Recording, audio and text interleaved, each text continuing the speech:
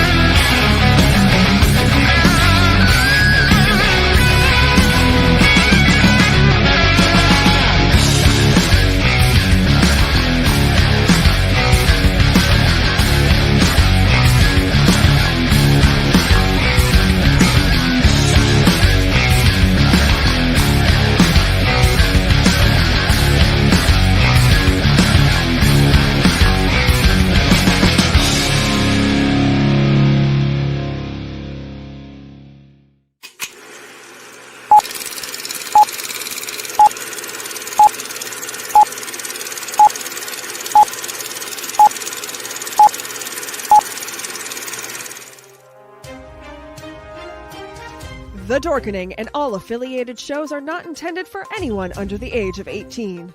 The following may contain discussions or scenes that have adult situations, graphic violence, nudity, strong sexual content, and graphic language. This show is intended for mature audiences only. Viewer discretion is advised.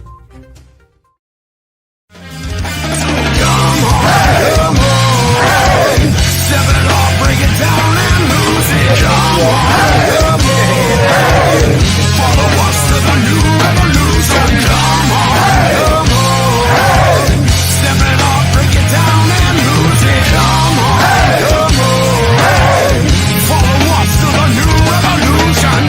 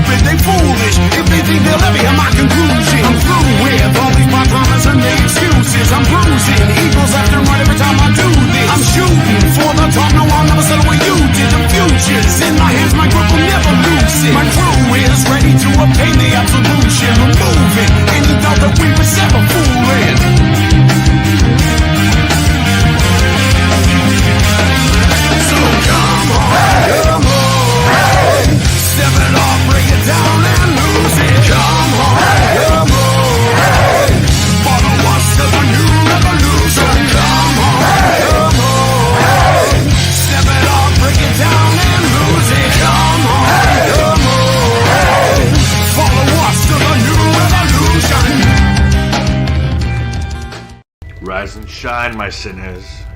When Father Evil starts his day, he gets a little deadly. Deadly Grounds coffee has the richest, smoothest flavor you'll find anywhere. It's sinfully delicious. Once you go deadly, you never go back. Order yours at getdeadly.com. Coffee's so good, it's scary.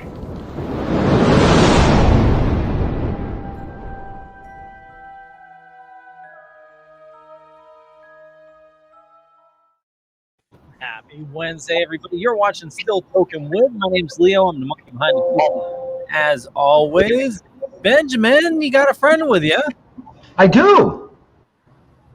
Look who it is. We're not clowning around tonight, folks. No, we're not clowning around tonight. Yeah. You're stuck with the boring half of scoops. I'm stuck with the boring half of scoops, as he says. Yeah. We, as you can see, we're actually on location down at Diamond Production Studios. Usually we come live from Diamond, the office area, but Z Dead End is in town as well, filming, and they're doing a production meeting. So we gave them the cool room. The cool room, the cool room with all the Emmys and stuff. We're in the lunchroom. We're in the lunchroom, yeah, exactly. But hey, that's all right. Because we have a kick-ass show tonight, man. Right. Oh yeah, Jeff's not here tonight. Jeff fell down and went boom. Yeah, he rolled himself into a little situation.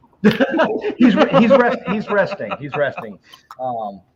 So no, he wanted the night off. So yeah, he said, hey, he asked Scoops. He said, hey man, why don't you fill in for me? And we got a killer guest tonight, man. Right. This guy is been in a lot of shit, right? A lot of shit. Not shit, but really good stuff. Breaking Bad, right? Home Alone, Friends. Is it Friends? Yeah. Wow. Yeah. I never watched Escape from Alcatraz. I did watch that. I never watched we could sit here for literally the next hour without even bringing him on. He's got 194 actor credits. Right? Started all the way back, and I believe it was 1966 or 1967 with the TV series. A little jealous. A little jealous. Yeah. I don't know. You want to announce him? No, you can. You're going to let me do it? Yeah. Really? You're better at it. Oh. Well, so in case you haven't figured out who we're talking about, or if you don't follow us, which you really should, we have Mr. Larry Hankin joining us tonight. Whoops, you caught me off guard. I'm just turning off my phone here. Okay, it's off.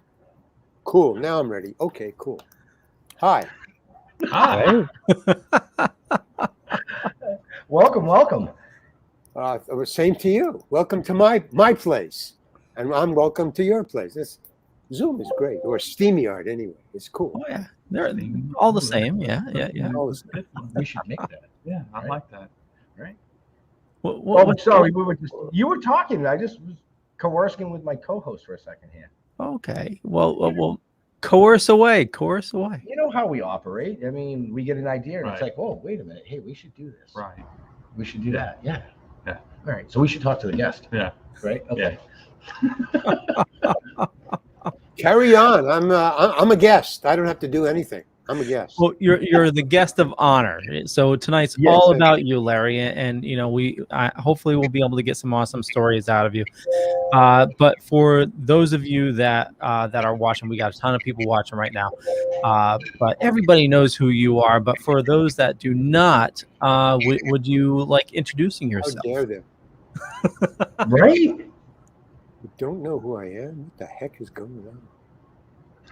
That's what I want to know. Right? If they don't know who you are, they've been living under a rock for a lot. Yeah. Although I found out that you always like to be first. At least I always like to be first, because I'm tall. I'm very tall. I'm 6'4", and growing up in kindergarten, public school and high school, you always had to line up. We're going outside, line up, and it was always sized places. And I'm the tallest. I was always the tallest. So I was always last. It was like, bugging me. Always last. Sized places. Once I'd like to be first. Once, but no, it never happened. So that's where that comes from. You're first tonight. Thank you. All right. Made it. First and foremost. Right. Long time coming, man. telling you. I can't understand why it took so long. I mean, you've done literally everything under the sun. Well, I guess I find that out from doing podcasts. I don't follow me, so it's always kind of a surprise that people know more about me than I do. But yeah, the thing that blows my mind is not how many or what I've done, but the fact that whatever I have done is never off the air. Because it's just there's so many. What do you call it?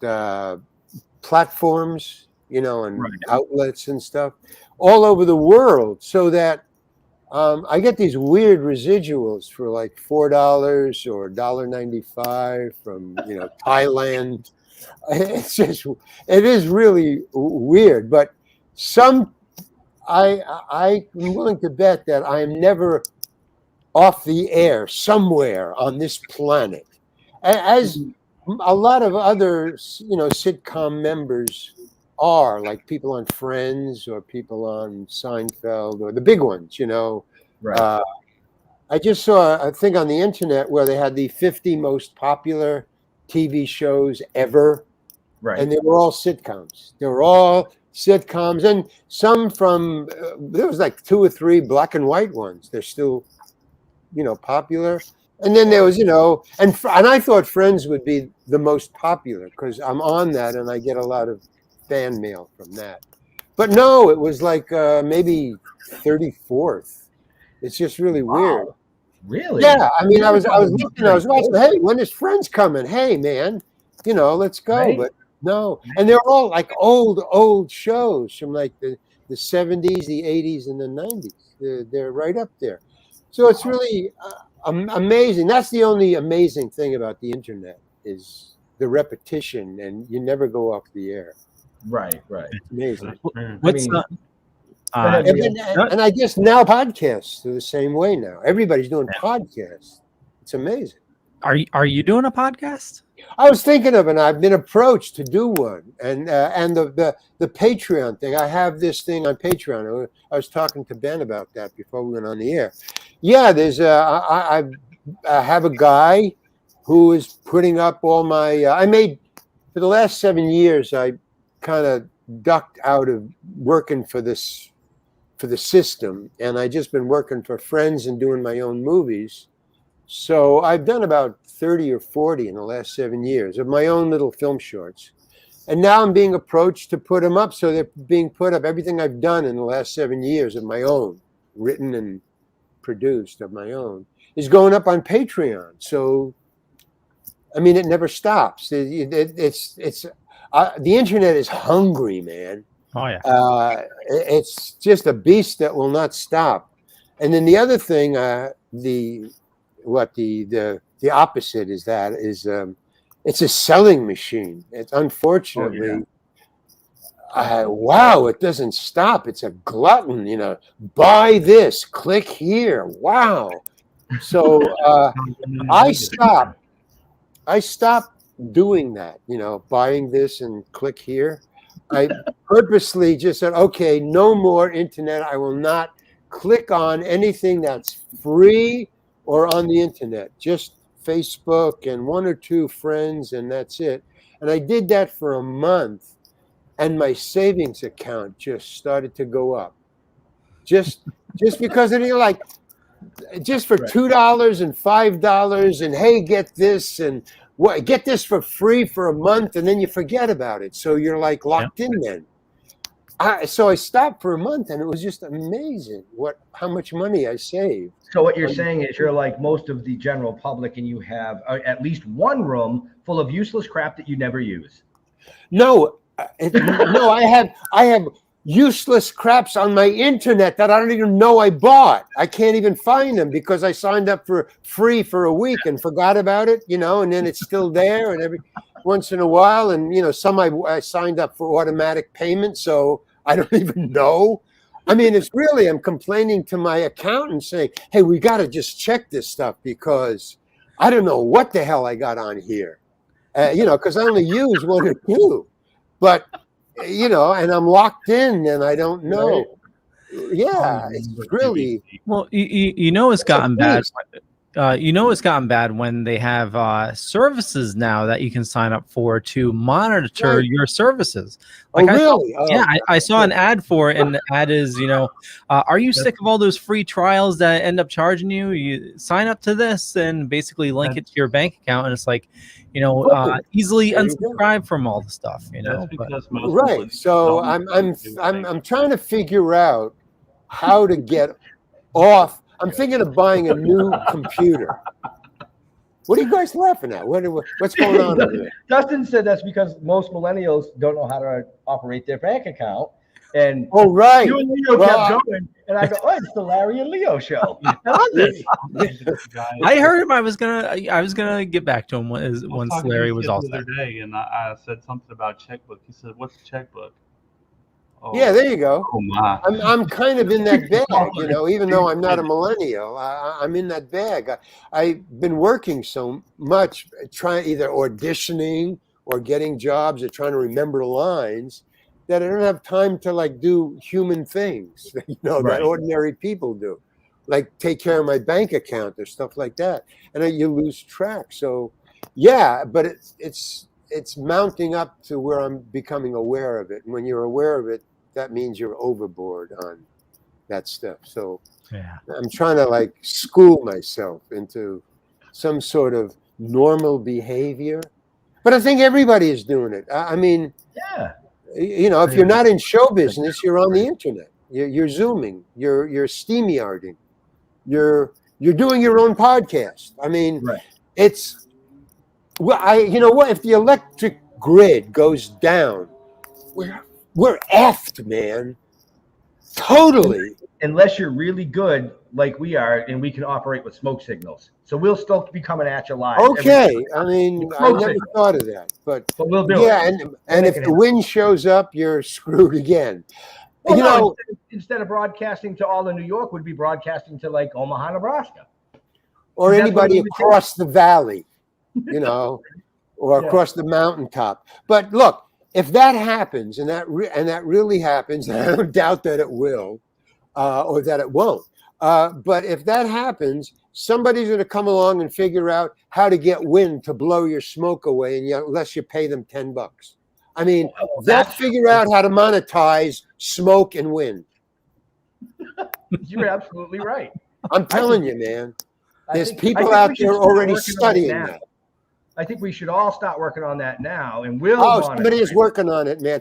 I started out. I graduated as industrial designer. I got a degree in industrial design. Oh, nice. So what they would do for your senior projects is they would contact all the big companies who needed design, and they'd say, "Well, what are you working on for the future? We'll give it as projects to students. We'll send you, any solutions that they have, but we're certainly not going to steal anything." So we'd get these cars mainly, future cars. We would get projects like design a 2025 car, and we would design it and send them in, and then as a thank you note, they would send us one or two of what they're really working on for 2025.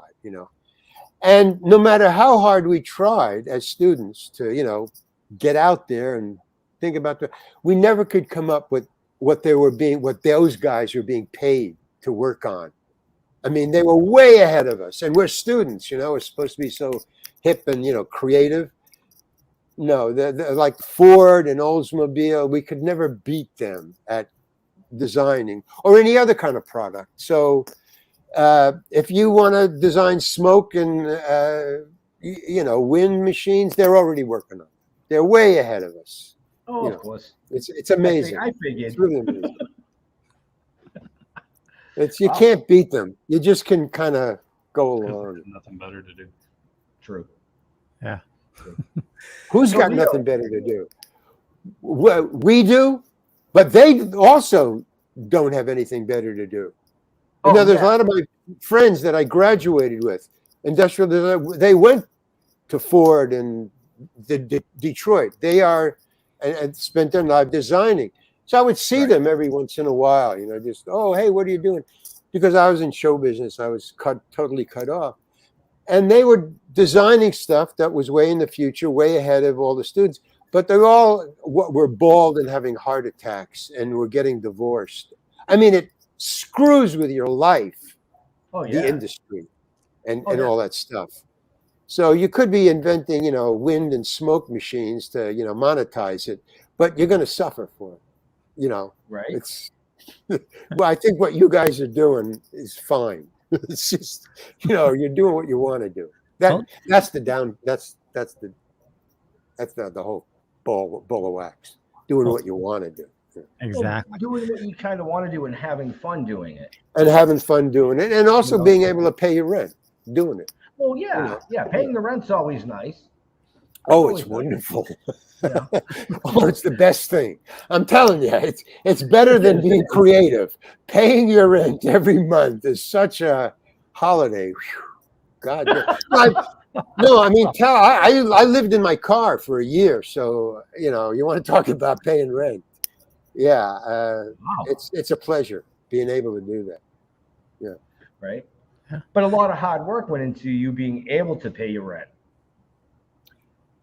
Yeah, I mean, the problem with not being able to pay your rent is not good.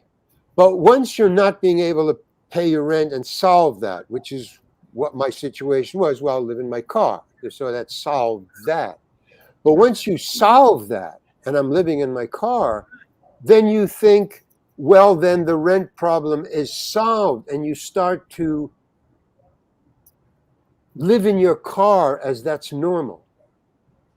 In other words, you don't think about living in a house. You're thinking about how to live in your car well. You start to fix your car up so you're cool. No, man, you're living in your car. You're living in your car. What do you've got, those little, what are those automatic digital things? Turn on the television. What are those called? Oh, like Alexa or Electra, yeah. So you're living in your car and you got Electra. Alexa, turn the car on. No, man. What you think that's it? When you lay on the back seat and look up, do you have a nice shag carpet? Yeah, right. So, I mean, there's always a problem in the solution, is what I'm saying. There's no end to it. You solve it, but that becomes the problem of living in your car. And then, of course, when I was living in my car and somebody stole my battery while I was away trying to make some money, somewhere for a meal, or catch a meal, or taking a shower in somebody else's house, you come back and your battery's gone, and it's Tuesday, and that's no parking. You got to move it on Wednesday. How am I going to move my car? So there's another problem. My house. I can't move my house. They're going to tow my house away. I mean, and you got to worry about that. I got to get back in time before somebody steals my guitar. I missed it. So I'm missing my guitar, my battery. They've stolen my house. They've towed away my house. And then in the middle of the night, you're sleeping and you hear rain, and it's so nice, and it's not rain. It's a drunk pissing on your back wheel. I mean, it doesn't stop, man. It doesn't stop. Well, folks, you really talk about rent. You really tuned in for a great show tonight, man. Larry's telling us all about having drunks peeing on his tire while he's living in his car. This is great. I love this. You can't get this. Hey, I lived it. It's not you. Oh yeah, you loved it. I loved it. You lived it. I lived it. And that's just a little taste of some of the memoirs that he's writing. I'm writing a book about it. So it's on the top of my mind all the time. When I'm finished with this, that's what I got to do. Or I'm writing screenplays in my spare time, or a screenplay. Oh, very nice, very nice. Leo, where can they find out more about this amazing guest we have? Well, if you check the show notes, you can find them up above or down below, depending on where you're watching or listening to us. And quick question for you, Larry. Maybe not a quick question, but with close to 200 IMDb credits, and you mentioned you're getting these random royalty checks. What is a royalty check that you've received that you're like, holy crap, I don't remember even being in this? Oh, I get those all the time. Those are the ones where you get like $4 or $53. You know, a big check for the obscure one. Somebody just told me the other day, heart to heart. I did a heart to heart. I didn't know that until yesterday. I got a fan mail on Facebook saying, "Hey, I just saw you on Heart to Heart. You played a cop." Really? Okay. He's like, I did that. I did that. No, and I get them all the time, like these obscure ones. I don't remember. The fans tell me that. And then, of course, you know, the popular ones, you know, Breaking Bad and Seinfeld and Friends and blah, blah, blah. But there's 100 of those. I think it's 185 now of the things on. Okay. I would say that 100 of them I don't remember. Or I mean, you'll say the name and then I'll remember it. But if you say, you know, I don't know. Oh, I did that. Oh, yeah, right. It's amazing because I don't, like I say, I don't follow myself. I'm busy doing other things. So when I do a podcast and these guys or girls, the podcaster, they say, "Well, you know, you did this." I go, "I did? Wow, man." That's how I keep up, by doing a podcast. Oh, so we should have just started at the beginning and read everything you've done. Yeah. No. I can't take it. No, don't. I'm just kidding. No, I give. Okay. Look at, we got him to give. Oh, yeah. Do we have some commercials to run real quick, Leo? We do, and I'll play them right here. So if I can find the right button. So definitely, you know, we urge you to follow Larry. You know, he has a Patreon. He has some cool stuff coming on, some current projects. If you're a fan. Can I tell you about my website? Oh, totally. Yeah. A website, thereallarryhankin.com. And I got all my stuff on it, all my films, all my T-shirts. These two paintings right here are on T-shirts. Oh, nice. Yeah, but I got 40 of them, 40 T-shirts, 40 different designs. They're really great. So all that stuff is on thereallarryhankin.com. And Patreon is going up, I think, in 2 weeks. So you'll awesome. All right, that's my commercial.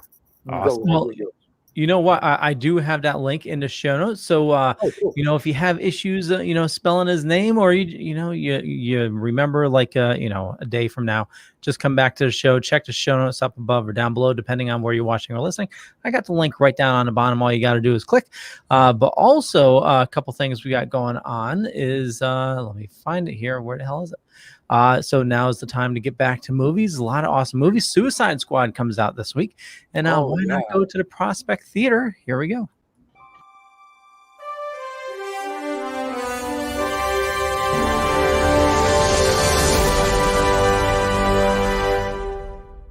Did you know around 83% of Americans with disabilities are unemployed? We are changing that. The Prospector Theater is a 501c3 nonprofit dedicated to providing competitive and integrated employment for adults with disabilities through the operation of a first-run movie theater in Ridgefield, Connecticut. We greet, seat, and treat our audiences to the best, most accessible movie-going experience in the world. Hollywood blockbusters, delicious gourmet popcorn, and one-of-a-kind pink glove service. Join us for a movie and see our sparkle in action. For more information or to purchase tickets, visit www.prospectortheater.org.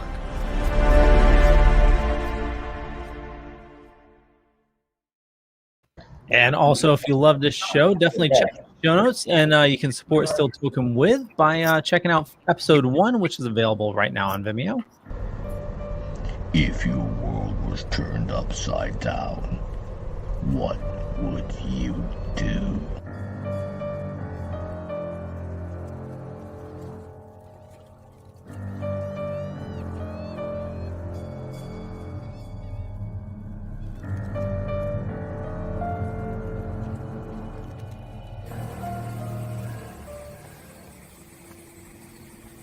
What the fuck are we gonna do now?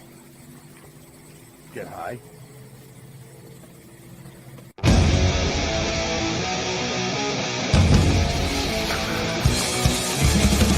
We are the watching. We are the waiting. We are the remnant. Host of vengeful souls forsaken. We'll show no mercy. We'll show no kindness. We'll strip your flesh and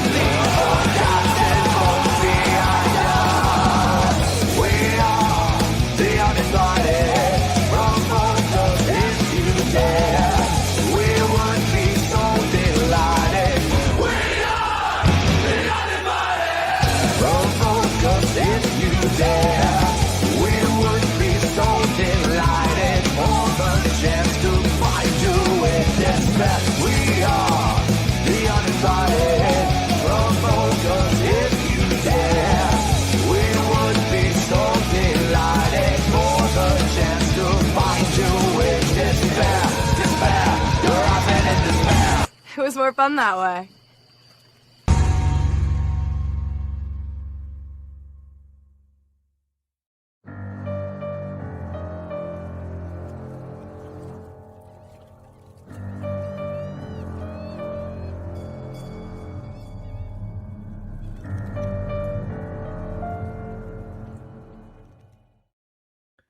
And like I said, you can find the links in the show notes up above or down below.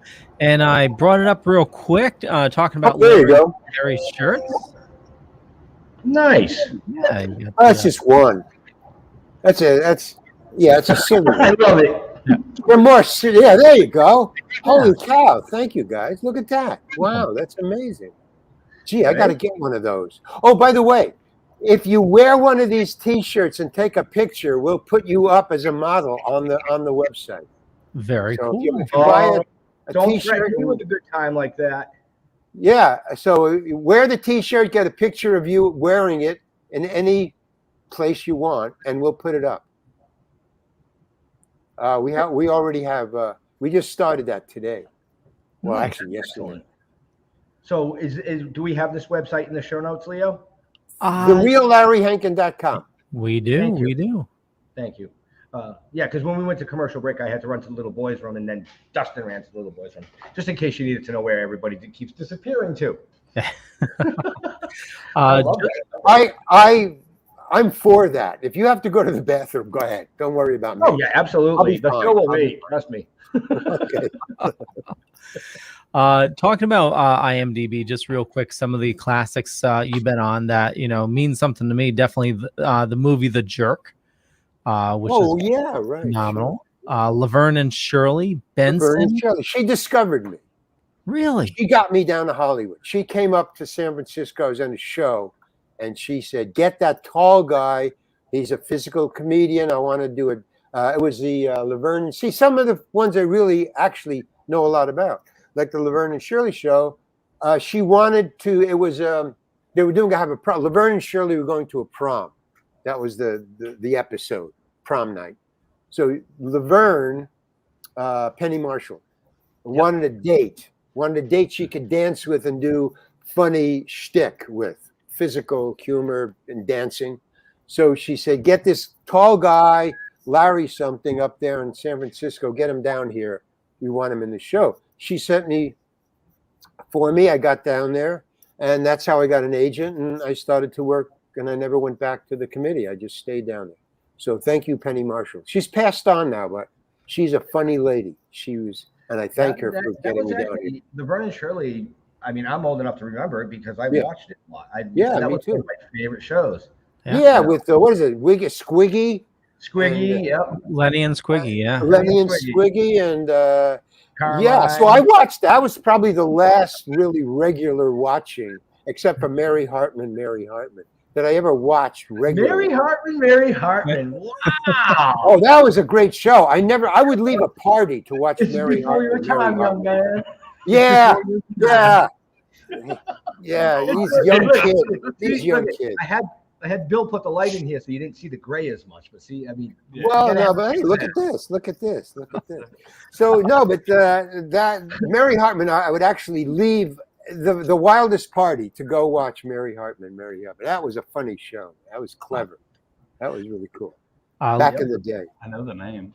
Little tidbit of information: Laverne and Shirley was actually a spin-off of Happy Days. Really? I didn't know that. I watched Happy Days too. Yeah, I never was on that, but I have a lot of funny stories about all those things. Oh, yeah. They were crazy times. That was my youth. If you folks want to learn more about some of those crazy stories, we suggest you head over to Larry's Patreon. He's doing you're writing a book about, what is it? I'm writing a memoir. What is it? They're calling it a memoir, but it's a biography. Yes, you're writing your memoirs. Biography. Just about my show. I'm dyslexic. I don't know if you know that. I don't know if you noticed that, but I'm dyslexic, and so I'm looking for a title. Maybe a dyslexic in People Land is what I'm thinking. So it's just because when you're dyslexic, mainly on the set, I would it's not that I don't understand things. It's that I understand things a little too well. I generally get two answers to any one question. I can see both sides of whatever you're asking me, and I figure I have a 50% chance of answering it right or well. So I don't bother thinking about it. I just blurt out an answer. And I either get it totally wrong, which on some sets lead to very funny situations, or sometimes I get fired and then rehired because they go, hey, wait a minute, he's not, here's the expression you want to hear. He's not shot out yet. We can't replace him. We'll have to start all over. You know, that situation.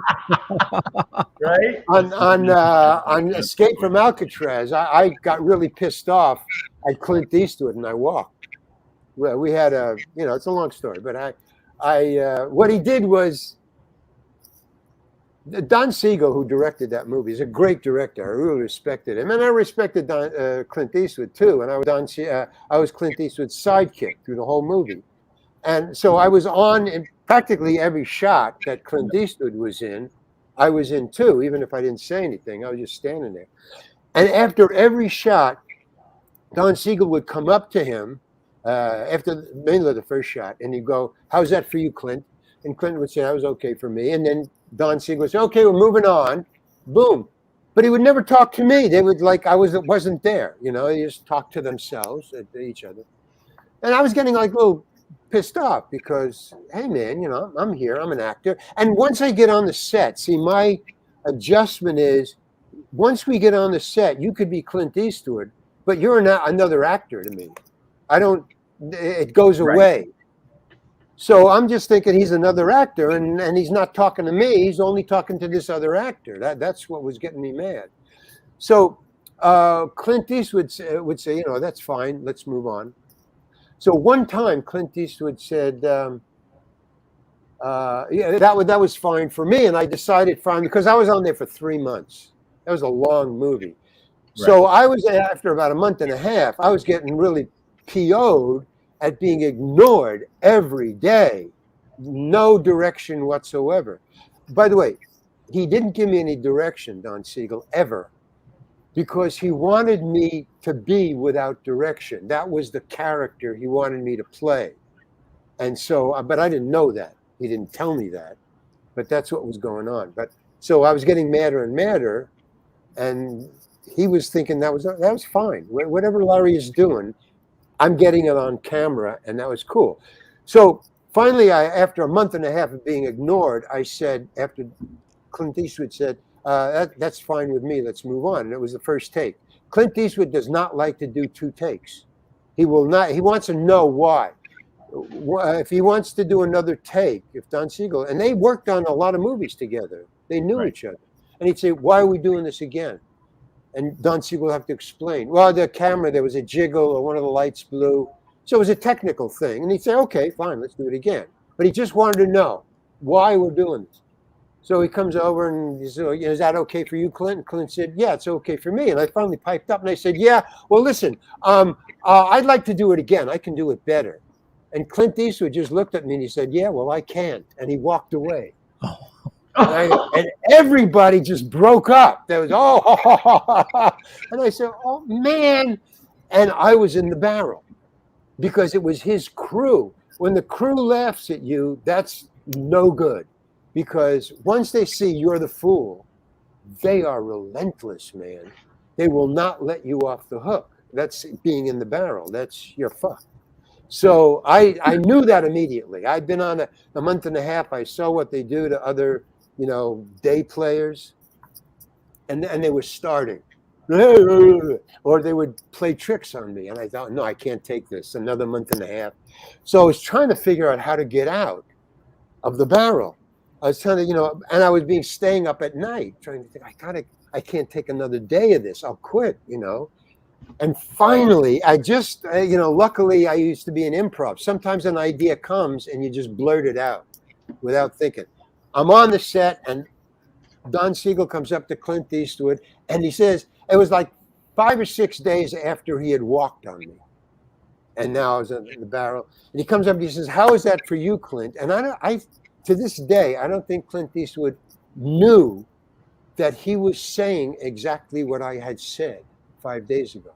But he said to Don Siegel, he said, well, I'd like to do it again because I think I can do it better. And I said, well, I don't think I can. And I walked. And there was dead fucking silence on the set, man. However, we were on Tier C. Now, Tier C is a long thing with a drop-off of 30 feet. It's the third tier, and there's this just long thing, and then the cells are off that. They were shooting at this point. They were shooting into a cell. So the camera was hanging out over the precipice. He was hanging out over the thing, shooting in, and all the crew and everybody was standing on this side of the camera. So if I had to walk away out of the scene, I had to walk that way, down that way, and they were at the short end. The door was right here. The other door was about 100 feet down the other end. And I said, and I'm walking, and there was dead silence. And the only place I could walk was 100 feet down the other end. And I'm walking, and there's dead silence behind me. And I thought, well, I'm fired. Okay, fine. I don't care. I'm up to here. I'm out of the barrel. I don't care. And I'm walking, and the door is getting further and further away. And I want to get out of here. I don't want to be here anymore. And finally, as I got to the door, Clint Eastwood said, hey, Larry, come on back, man. Hey, come on. And then everybody laughed, and I turned around. And he said, it's okay. So then I was out of the barrel. I mean, once Clint said I was okay, then the crew just left me alone. And now I had raised up now. Now they were afraid of me. I was buddies with Clint. And so I stuck with that. I hung next to Clint, even when he always ate with the extras. There's 200, prisoners who just were prisoners. They were just extras. He always ate with them. He never went to his cabin or to his Winnebago, or he always. And here's a piece of trivia about Clint Eastwood that nobody knows. I've never heard it. He is a savant of Lear's limericks. How he'd entertain, because they'd always ask him questions and stuff. I was eating with them, and I always ate with him. So the crew always saw me with Clint. But he would, they would say, well, they would give him a topic like a shaving mug. Do you know a Lear's limerick? And he would just, right off the top of his head, he would do a Lear's limerick. Now, I don't know if he was making them up or they were real Lear's limericks, but he was never stumped. I was with him for a month and a half, just eating lunch with him. And, who knew? Where does that come from? He was never stumped. They would be throwing these lines at him. They try to stump him. Trivia, that was all. But at least I got out of the barrel. That was the important thing. And then, but Don Siegel would always put me on. But he was always putting me on because he wanted to keep me in that role. He wanted me to keep me off balance and catch it on camera. One time he says, and Clint always just wanted to put me on because I was just stupid. I was very naive. It was the first movie I was doing, so I didn't know, Right. Now I would never get fed up if Clint Eastwood said, I wouldn't walk. I would just put up with it, So the Clint bet me in the Escape from Alcatraz. When they escape on the roof, they're going to escape, and so they were up on the roof, and they're going, and there's a jump across it from one building to another. And the whole point of what was written was they jumped across. That's on the script. Mm-hmm. But it was pretty far, and Clint likes to do his own stunts. So there was a big battle about, should we have Clint jump that far? Is there any other way to get around them escaping by going over? And there was a pipe down one building. They said, well, he could shinny down the pipe. Maybe that would be better. So that's what they decided to do.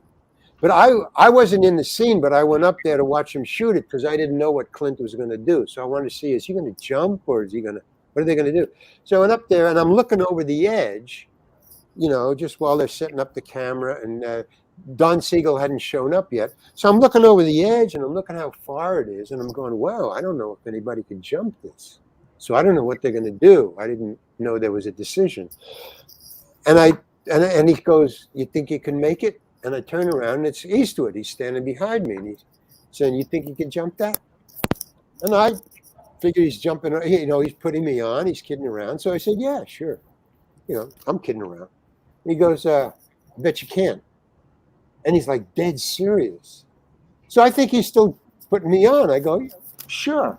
So I bet you $10 you can't do it. Yeah. Well, he's Clint Eastwood. He has no barrel thing. He'll put, he'll do what he wants. Yeah, I mean, if he sees an opportunity, he's going to put somebody on. So he saw the opportunity. I'm standing there over it, and I'm judging. And he goes, $10. And I go, okay. I'm thinking this is a put on. I'm going to go along with this, And he goes, okay, let's see you do it. Now the crew hears this and they start to stop what they're doing and they see, oh, Clint Eastwood's got the guy again. So now they start to stop and they're starting to gather. All right, what's Hankin going to do? And I think it's a joke. So Clint says, hey, what's going on? Hankin's going to jump. Now I get frightened. I thought, well, the joke has gotten bigger. Now I got to go along with it. It's still a joke. I'm looking for a way to top Clint. That's what I'm doing. I'll go along with it until I find a way out. It's like rappers, top, cutting each other. And then he says, okay, stand around. And then he moves back and he says, give him some room. And I'm, pretending and I'm getting ready to run. And Clint is saying, no, give him some room. And he's backing them up. And I'm going, holy fuck, man, I can't get out of this now. What do I do? And I knew I couldn't make it. I mean, I just knew that. But I refused. That's my one thing. I don't give in. Right. I'll wait for luck to happen or something. But I'm not giving in. And finally he goes, and now he's standing by the edge. Everybody's back. He's standing by the edge, so I'm kind of going to run by him. And he's going, okay. And he's looking down and he's, okay, go ahead, $10.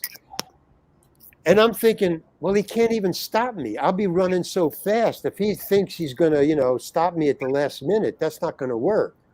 So now I don't know what I'm going to do. And I'm ready to run. And thank God, Don Siegel now arrives with his entourage of note takers and writers and shit.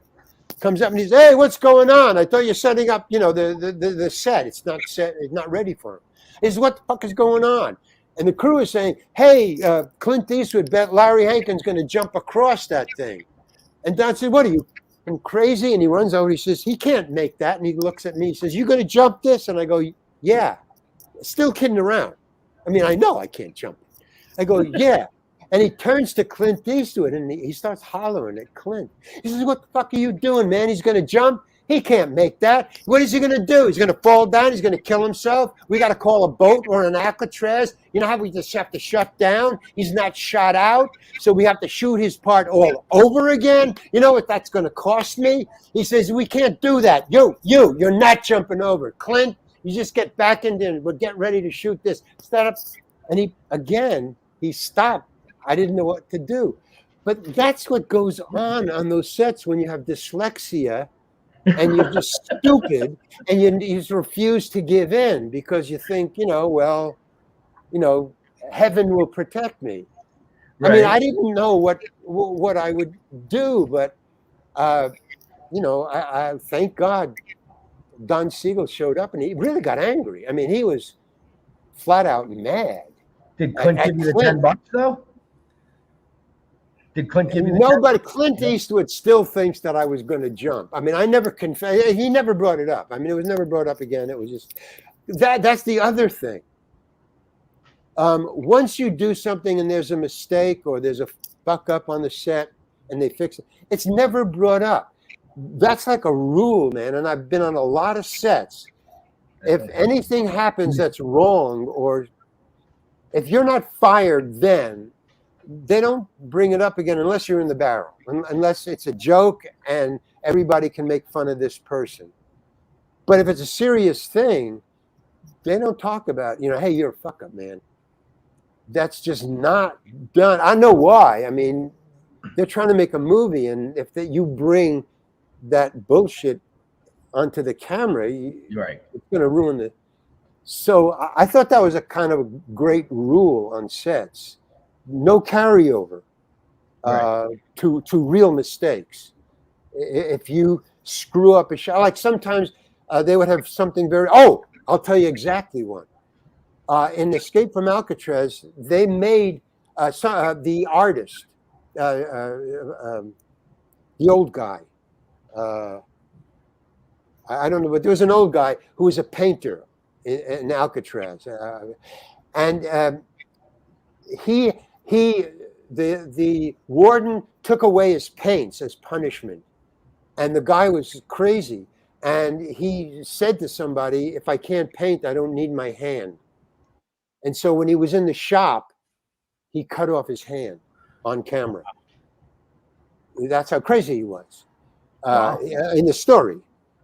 So the prop department made 2 fake hands past the elbow. So there was a close-up shot, and they had 2 of them. And the actor whose hand it was, supposedly in shop, he got an axe, and then you see the cameras on his hand, and he chops his own hand off, and bleeds maybe to death. So they wanted to get it, and I remember and I wanted to see that, and I was in the shop. So the director came to the actor, Robert Blossoms was his name, came up to Robert Blossoms, and he said, "Now look, you're going to have to cut your hand. They're going to see you with the axe, but they won't see you in the shot. They'll just see the hand. Do you want to cut it off, or we'll get a crew member or somebody else?" No, Robert Blossom said, no, I want to cut my hand off. I want to do it on camera. So they gave him the axe. They put the hand down, and then everybody went silent because each one of these hands cost about $2,000 each to make. So this is like no joke. I never saw on 3 months the set was that's silent. So he puts it down. They get the camera ready, and they say, "Okay, Robert, you ready?" And Robert says, "Yeah, right." And Robert puts his hand down. He takes the axe and he cuts it off, and he misses. But he only cuts off 3 fingers, and it was supposed to cut off the wrist. He just missed, man. He cut off these 3, and all of a sudden the director yells, "Cut!" and there's just silence, man. I mean, this was a big F up, and I didn't know what was going to happen, and there was just silence, and everybody didn't know what to do. And then they took the other, and they said, "Well, we got another one," but Robert Blossoms just put down he felt awful, man. I mean, he just, so he put down the axe and he just backed away, and nobody would look at him. Nobody, they just dealt with the problem, which was kind of polite. That they didn't want to do any more damage to his brain than already been done, really. So they backed away, and then the director said, "All right," because everybody was uptight now. And he said, "Who wants to cut the arm off?" The director said that to everybody standing around. He said, "Well, look, somebody's got to cut it off. Who's going to cut off the arm?" And nobody said anything, because this is the last one, man. Right. It was a really important. And finally, Clint says, "Okay, I'll do it." Just like Clint Eastwood. He was now being Clint Eastwood. He said, "Okay, give me the axe." Yeah. So he picked up the axe, and everybody just silent, standing around. And he goes, "Okay." And now Clint was directing. Even Don Siegel backed away. And he said, "Okay, is the camera ready?" And he was like, really, a lot of, adrenaline. I mean, he was talking loud. And talking, he said, "Okay, everybody ready?" And just, it was weird. He said, "All right, is everybody ready? Is this in focus? We're going to do this once. Okay, everybody shut up." And he just went up like this. He went, bam, perfect. Clint Eastwood. Perfect shot. But nobody, and Robert Blossoms had about another, at least a month to go. It was never brought up. It was never mentioned. And I've seen other screw-ups, not as bad as that one, not as expensive as that one. And the same thing, it was bad. They had to, send out. Sometimes they had to send out or do it the next day while they fixed it. Never brought up. So, it's maybe it's the same in all kinds of businesses, that they all kind of leave somebody alone or get on somebody. But it's a group effort, and they take from the manager or the director. You kind of like But making movies is kind of interesting. Nobody tells those kind of stories. That's why I think they're interesting. They all talk about show business stuff. Right. It's just stuff that happens that are one-offs. They never happen again. And that's the thing that I remember about each thing. The weirdness that happens that makes that show unique. But it never happened in any of the other shows. Some shows, like Heart to Heart, the reason I don't remember it is because nothing happened. I auditioned, I went in, I did my part, nothing happened, and I went home. You look for your next job. So there's certain ones. So what was one of your most memorable shows? Well, that was a big one because it was my first show, and a lot of big things happened because it was big stars. I was... so the imprinting was amazing. On working with great directors is one. Working with John Hughes, I did Annie. Now again, I just wanted to audition for the man. I never thought I would get the part. He said, hey, they're doing Annie. Get down there. I don't want to. It's all out in the valley. It's just a one day. Yeah, well, it's John Hughes.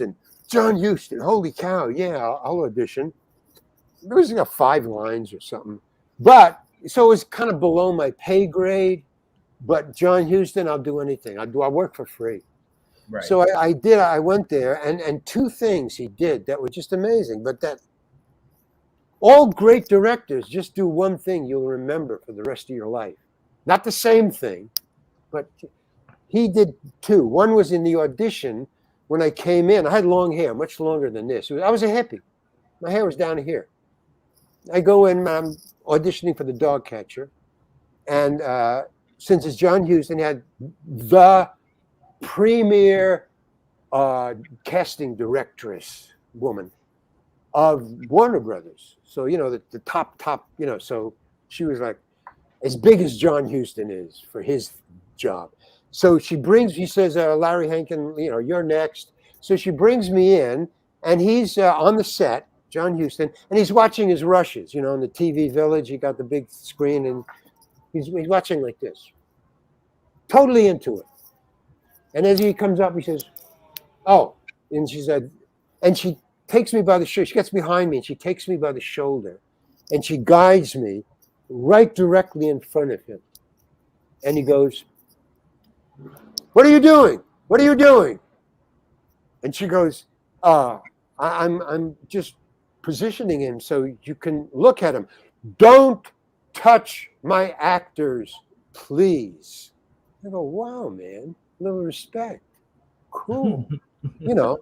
So wow, man, don't touch my actors. All right. So then she backs off. Now she's just standing there. It's like the head of Warner Brothers casting. She's standing there, He goes, Larry, right. So he said, yeah, you want to do the part? You know the part? Did you read the part? Yeah. And he said, I'm not going to read you. I just want to talk to you, see if you, And he says, you have to get into a costume. You're going to arrest Annie's dog. It's a very small part. You still want to do it? Yeah. And then she goes behind me again, and very delicately, not touching me, but she takes my hair because it was down to here, and she goes like this from behind, and she holds it up, like this, like in a ponytail, back up like this. He says, what are you doing? What are you doing now? And she says, I'm holding his hair up because he's going to have to get his hair cut off. He's have to have a short haircut. He's the dog catcher. And he says, please do not touch my actors. I I'm a director. I have imagination. I can picture it. Do not touch my actors. She backs off and says, thank you, Larry. Thank you, Gladys, or whatever her name is. Thank you, Larry. Thank you, Gladys. Thank you. That'll be all, Larry. And she just about was going to grab me, and she backs off and she says, follow me. And I followed her out. So that was great. You know, I said, okay, I don't care if I get the job. I respect, don't touch my actors. Wow. You know, until then, I didn't know I was an actor. I was just trying to be one. You know, I didn't have the job, and it was, okay, now I'm on the set. I'm on the set, 5 lines. I have my hair cut off. You know, I'm cool. Show up for the job. And now I learned something in acting, and that is, if you show up before, is it okay that I'm taking up any time, or are we cool? Oh, totally cool. Yeah. Oh, okay, so are you having fun? No, I'm great. This is, you know, out of my life. You know, I'm just telling you that when I showed up, and I know from doing now at this point in my life, I've done enough shows to know that this is a fact. And you can use it, that if you show up before your costume is put in your Winnebago, in your dressing room, wherever your dressing room, if your costume is in your dressing room, that's it. You're married to that costume. You have to put it on, there's no question. But if your costume is not in the dressing room, that means they haven't decided yet. So you can go into the costume room department, and you can help pick out your costume. And I've done it many times. So that's what I did. I show up for the dog catcher, and I said to the AD, as soon as I show up my first day, I said, is my costume in my dressing room? He says, no, it's not there yet. I said, great, where's the costume department? He says, it's over there. I said, great, thank you. I know where my dressing room is. So I immediately went to the costume department, and I said to the guard, whoever's guarding it, I said, where's the costume for Annie? She says, it's over there. I said, I'm the actor for the dog catcher. I want to just check my costume. Okay, that's over there. And they have your costumes on a rack. And each actor has all of the choices on his rack. So it says dog catcher. There's about 10 or 15 choices. So I'm going through it. You know, and all of a sudden there's a guy standing next to me, and he says, who are you? So, I'm the dog catcher. I'm just checking my costumes. It's okay. I asked the costume department. They said it's okay. He says, I have your costume. So I thought, okay, what is it? So he reaches around on the table, and he gives me this. It's a square that looks like a square piece of cardboard that's 3 inches thick and 15 inches square. But it's a costume. It's a costume. It's a, a garage mechanic, those blue things they put on. Okay, yeah. It's that washed, starched, folded, and ironed. And that's what it looks like, a piece of cardboard. And he says, this is the dog catcher's uniform. Here, put it on. And I wouldn't touch it. So I say, no, I can't put that on. He goes, why not? Well, because it's folded, it's starched, it's clean. I'm a dog catcher in 1937 in the Bowery. I mean, I'm catching mongrels all day. It's got to be filthy. He says, this is what you're wearing. I said, I'm not wearing that. What, are you kidding? He goes, if you're not putting it on, we're going to go to see Mr. Houston. I said, fine. You know, I'm thinking, don't touch my actors. He's on my side. I got this. He says, really? He said, well, I'm not putting it on. I don't care who you take. He said, you're going to be fired. It's fine with me. Let's go. And see, when I get, again, if I say I'm going to be fired, then I don't care, man. I just don't care. And that's serious. So I said, I don't care. Let's go. He says, fine. So now he's leading me. He's carrying it like a tray, like a silver tray. He's carrying it like this. Now, it rained the night before, but it's sunny out during the daytime, but it's outside, and there's puddles around, but there's clear paths that we walk. It's okay. Walk, and there he is. He's doing it again. He's in TV Village. He's watching, you know. And he turns around, he sees us coming, and he said, George is the guy's name. He turns around and he immediately groks the situation. He says, George, what's the matter? What now? He says, George, what now? And he says, well, and he comes up and he says, oh, hi, Larry. So he remembered my name. I mean, hi, Larry. George, what's going on? What's the matter? And George says, this actor will not put on his costume, this costume. And Houston turns to me and he says, is that right, Larry? I go, yeah. He says, why is that? And I say, because it's not filthy enough. I mean, look at it. It's starched. It's clean. It's washed. It's ironed. I'm a dog catcher. I can't wear that. George, give me that. Takes it, looks around, and he starts to unfold it. You know, and he's shaking it out as he's walking away. And the one thing I noticed was he had expensive Italian loafers on, you know, little gold buckles on it. And he's walking away, and he walks right into the biggest puddle he can find. And he takes it out, he shakes it, and he drops it in the puddle, and he walks into with his Italian loafers on. It must be, $200 a piece, at least. I don't know.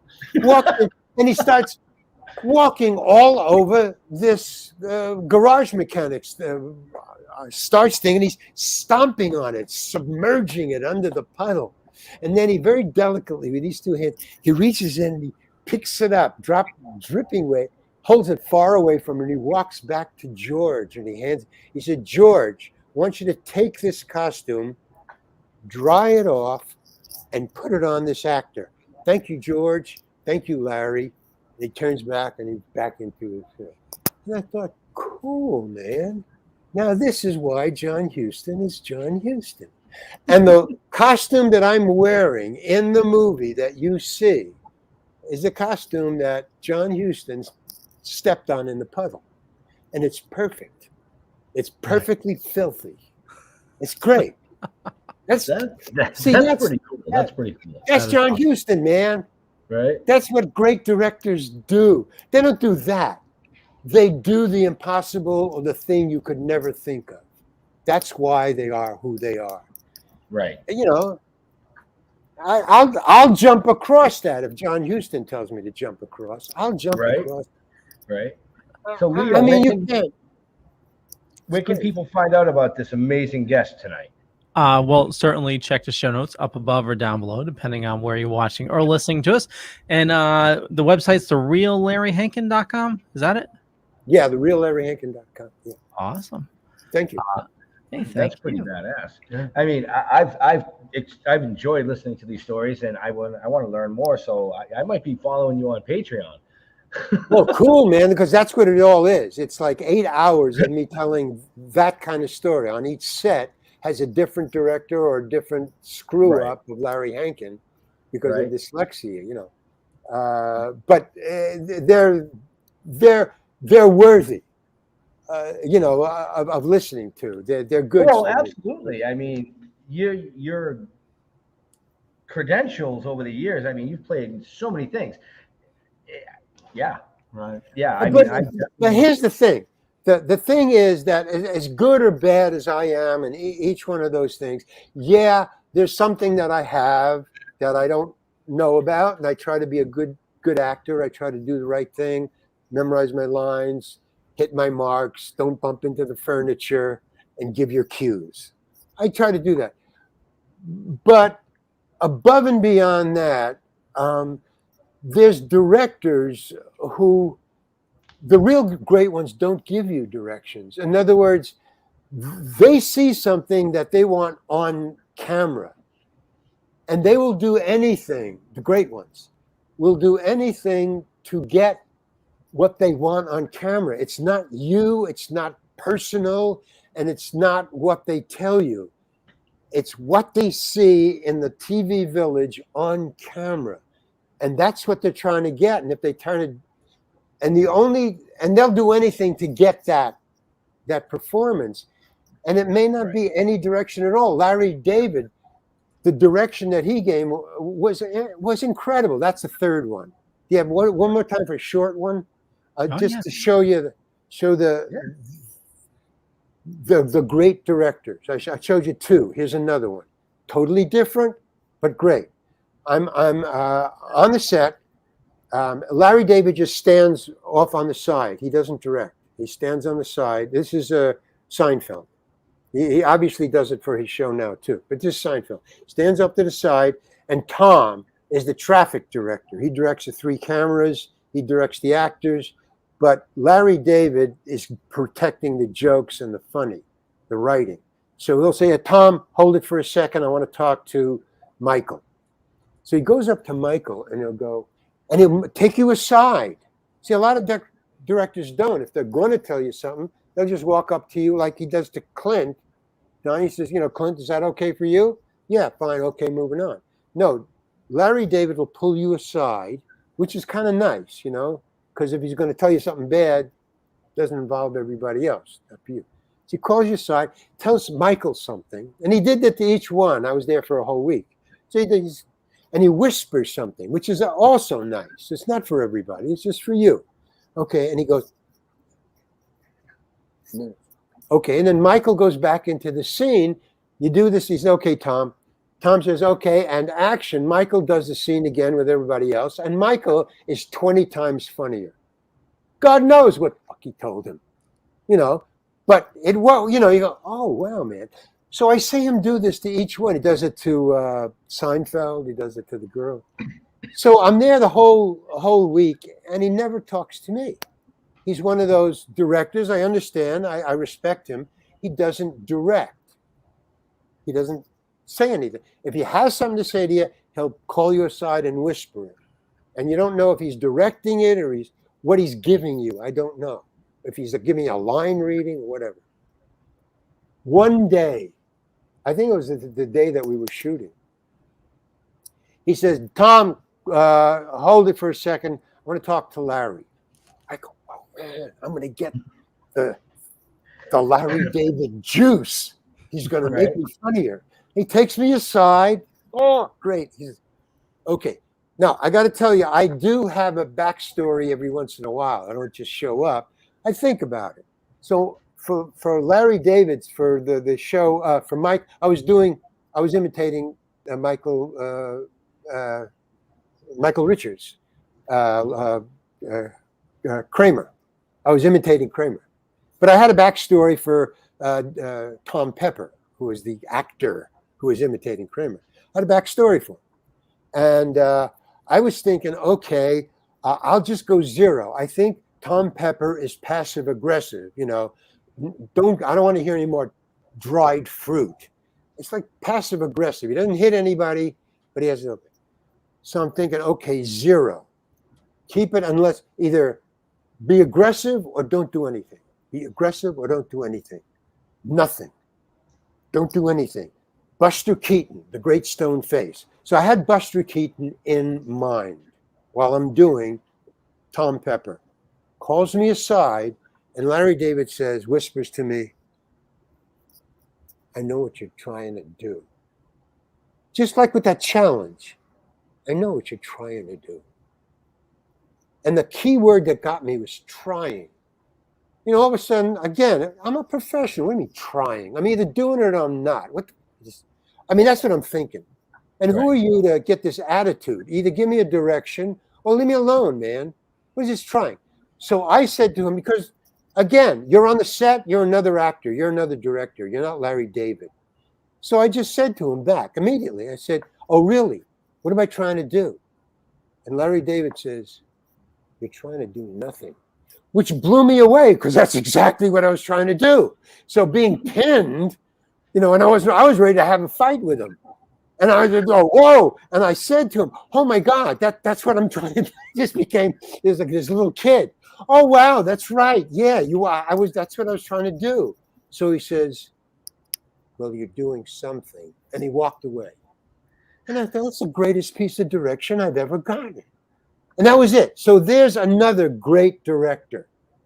That's another, he set me up, and then he just hit it out of the park. And I just stood there knowing exactly what was going on, and I'd have to think. I mean, a great director is a great director, and there's no comparison with the other directors who give you direction and get a good performance and, you know, pick up their check at the end of the week and go home. Wow. I'm telling you, man, that's what I love about acting. We've been speechless all night. Yeah. We've literally been speechless all night. That doesn't happen often. Usually we have some sort of smart ass comment. Oh, well, okay, whatever. I mean, that's just the truth. I mean, I'm just telling you what happened. No, I literally have been able to sit here and listen to you talk about these stories with some of the greats out there. I mean, you are one of the greats to us. So, you know, and to listen to these stories is just mind blowing. Right. I was just talking to a director from the committee about 3-4 hours before I came on your show today. I had breakfast with him. So I haven't seen him in about 2 years because of the COVID thing and everything like that. And he's traveling and I'm traveling. So we were, you know, talking about old times, about the committee where I was an improviser for 10 years. And we were talking about directing and acting and the confluence of, you know, who's better and why your one is better than the other. So he says, well, you know, the great directors don't the great directors don't direct, as far as he knows, studying directing. And he was saying, you know, he said to me, you're one of the good people, the good actors that I liked directing. Even though I said to him, yeah, well, you didn't really direct. You kind of sort of, you know, suggested, because in improv, you're up on the stage improvising. All they can do is say, do it again, but do it better, or maybe work on the cup thing. They don't give you directions. Right. They say the cup thing looks like where there might be jokes. Explore the cup. And that's a direction, but, you know, it's not personal. Right. So, and I'm saying, well, yeah, I thank you for that. He says, but so you're one of the easier guys, one of the better actors that I had to direct. And I said, yeah, but the way you directed really helped me. I've done a lot of podcasts where, looking back on what directors I had, with the podcasts, I noticed, because I watch them all. And I said, I got to stop that. Because great actors also don't watch themselves. They hate watching themselves because they see their mistakes. They just want, move on, man. Don't look back. They may be catching up with you. That's, you know, that's a picture, right? Don't look back. They may be gaining on you. Right. So don't look back. So I said to him, I'm not going to look back. So he said, so I said, well, but you were great. I'm watching these podcasters, and when I watch my performances, I notice that if the podcaster, the interviewer, is a good interviewer, I'm a good interviewee. I'm great. But if the interviewer doesn't know who I am, or is a bad interviewer, then I'm not good. Right. So it's a conflict. It's not one or the other. So you'll have to send me an email. It's a frame. You'll have to send me an email after you watch this podcast back and let me know if you were good or bad. So I know if no, I can feel it. No, no. I mean, I'm telling you because there's no judgment. There's no judgment, and I have stopped. I stopped about 2 or 3 weeks ago watching myself. It's just too much time. It's an hour and a half, and I got to write this screenplay. I just don't have time anymore. And also, I don't like being sucked into the internet. You get on the internet for 5 minutes to do something, and all of a sudden 3 hours are gone. What the hell happened? You know, you just got sucked in. What the hell? Where, you know, so I stopped. No, I've learned. I'm just telling you the past. But I wouldn't tell you if I thought you were going to, you know, do that. If you, tell me what I did. You know, no. You guys are great. I can, if I have, it's flow. That's all. It's flow. You have flow, you don't. I mean, if I have flow, I'm flowing, and if I'm not flowing, it's not going well. I mean, you flowed the whole show, man, and it was beautiful. I mean, I learned things about you that I wouldn't have learned, and I hope our viewers and listeners did too. But I learned things about me too. I've never done this, so I didn't know how this interview was going to go, and my wife says to me, "Me neither." You just jump in. She goes, "Make sure," because my wife's a huge Friends freak, huge Friends freak. Oh, okay. And she had to work tonight, and I'm in New York, and she's back in Massachusetts. She said, "Make sure you tell him he owes you a cat and a waffle." And I said, I'll tell him. And an oboe. An oboe, a cat and a waffle. And tell her this: no butter, no syrup on the waffle, and no butter, no syrup on the cat. Okay. Oh, Larry, you've been an amazing guest. But Leo does run. You guys are great. You guys are great. So what I'm going to do is, Leo. Yes, sir. Do your thing, brother. Yeah, I totally want you to check out the real Larry Hankin. Real lanky Hankin? Really? Well, that's what they called me in high school, Lanky Hanky. Lanky Hanky. Yeah. The real LarryHankin.com. I got it in the show notes, along with everywhere where you can follow Larry. And these stories are on Patreon. Totally. When it goes on. Well, they need to follow you in order to look for updates on when you're going to be starting. Okay, cool. Yeah, totally. And for me, just Google Leo Pond. You find a bunch of stuff. Could be true, could be not. But I do a lot of things. I run the Dorkening podcast network, where we have almost 40 shows on a network. A lot of awesome people doing a lot of awesome stuff. Matter of fact, we're going to be doing another show shortly. Tonight, we're going to be talking about Scarlett Johansson suing. Oh man, she's my favorite. Oh yeah, totally. So we're going to have a lot of fun on that show as well. And so, Larry, I know you're trying to avoid the internet, but when you're on it, where do you like interacting with your fans? What do I like interacting? Where do you like interacting with your fans? You like Facebook, Instagram?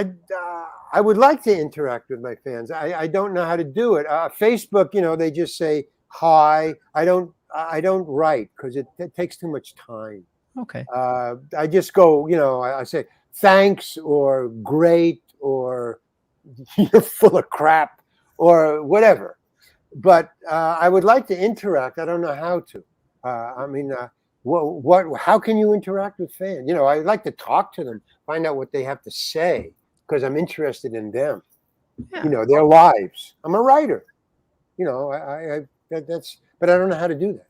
Well, you can, ask questions on your Facebook page, and I'm sure. But if it's right, they can write to me. Yeah. And say, hey, what? But I don't, I just give a one sentence answer. I don't interact. I just kind of answer, and that's not what they're looking for. They're looking for interaction. This to me is interaction. So right. Zoom, that's why I was thinking of doing a podcast. Then you can interact. But I got so many things that I'm doing. Listen, I'm going to throw it right out there, right to you right now. If you were interested in doing a broadcast type podcast show, that man right there is one of them to talk to. Okay. And that man over there, well, they're both on this side of me, but both of them, Oh, okay. No, I will. But that and the cartoon thing of making what I talk like okay. I'm gonna pass the that two along. The two stories that I just told you on your show. The Clint Eastwood and the other one. That could be a cartoon if you illustrated that with my voiceover of telling the story as you see it played out. Like the Tig and the Taro show. Yeah. She's talking and they're showing it. That's what I want to do with your guys, with the cartoon guys. I could see that. Or just a regular interaction. Yeah. So contact me. I don't know how to contact you. Except through the internet. Okay. Don't worry, I got his contact, but okay. I was told. Yeah, I'm very interested. By my source of not to pass it out unless he said to. So I will make sure that I get Leo in touch with you. I'll make sure that I get Dustin in touch with you. Scoops. We actually all run together, so we're all. Has anybody ever done that to you, Scoop? Scoop. What? He's giving you a hard time, and you're like, what? Everybody gives me a hard time. He's like, what happened? And I give everybody else a hard time. Yeah, okay, that's why. Good, yeah, good. No, in other words, you have to have a reason to give them a hard time. So just bring it on, and then boom. So, Okay, I'm for Scoop. Scoop knows what's happening. Okay, cool. Partially. Partially. So when Leo closes the stream, just hang tight for a minute. Don't jump off until we Okay, come back cool. on backstage real quick, if you don't mind. Okay, cool. So, for us, where do you like people interacting with you? When people don't get us flagged and reported in the pages. Go ahead. I can't talk about that. You don't like, you can't talk about where you like people interacting with you? Mm-hmm. Oh, that's cool. It's That's top actually secret. that's only Bathrooms and bedrooms. Oh, that's only for it's only for his Right. wife, he said. Yeah. Oh, yeah. Well, that's cool. No, that's good. That's fine. That's because she's standing next to him. She's going to beat him with a hammer. This is how naive I used to be. When I went to Hollywood parties in the beginning, when I first showed up, I was, I don't know, in my 20s, 25 or something, but my head was 16. I was very naive. So when in Hollywood parties, I go to Hollywood parties and they would disappear into the bathroom, and I always wondered what was going on. Drugs were going on in the bathroom. That's what was going on. But I would, what are they doing in the bathroom? Well, if you have to ask, you're not going to be invited in there. Boom, So that was, I stopped asking and finally got invited, But that's in my youth. That's He's like, that's like saying, my wife. So, anyway, that's great. I love it, dude. Yeah. You want to? Do I want what? Want to? No, I don't want any. No, you don't want to. No. You don't want to tell people where they can find Scoops of Mischief. I mean, I could. You probably should, now that we're all partial owners of Hellfire Entertainment Media and Hellfire Radio. You can find us at facebook.com/scoopsandmischief or over at www.hellfireradio.com. Cool. Hellfireradio.com. That's your program? That's Scoop's program? That's what is yes, all of us up here, including Jeff that was here, and this young lady that's hiding off camera, are partial owners of Hellfire Entertainment Media and Hellfire cool. Radio. All right, fine. Yeah. But for Jeff and I, just go to stilltoking.com. You'll find everything you want to know about the comic books, to the live action, to awesome shows like this. Yeah. If you've missed a show like this and you want to rewatch it, all you're going to do is go to the website, right. Go to season 1, season 2, or the podcast side of things, and just click on their picture. Right. That's it. Cool, man. Pretty simple. Yeah, cool. So to all our veterans and first responders, we want to thank you for doing what you do every day. So thank people you, man. like us. Thank you both. Thank you all. What we do every day. Leo, Ben, Scoop, and Larry. Thank you. Oh, that's and, me. Stay safe. Okay.